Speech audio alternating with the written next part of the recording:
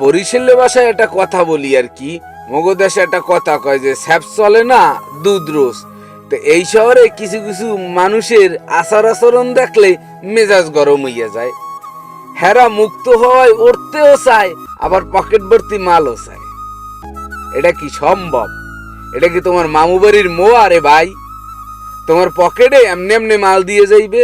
ভাই এই শহরে মানুষের কাম করিয়া 24 ঘন্টা হেইয়ার পর মাসের শেষে যে বেতনের টাকাটা পকেটে ঢুকতে পারে না। এই খেতে দেওয়া লাগে, এই খেতে দেওয়া লাগে। এই শহরে বাতাসটুকু কিনে খাওয়া লাগে বেড়া। আর এই শহরে তুমি মুক্ত হওয়ায় উঠতে চাও, ঠিক আছে? স্যাপ চলে না দুধ রোজ, ওই চাল চলন ওগুলো বাদ দাও, ওগুলো এখন আর মানুষ খায় না, ওগুলো চলে না। কাম করো, পকেটে টাকা ঢুকো, মুক্ত হওয়ায় কা আকাশ ভরি ওরবা।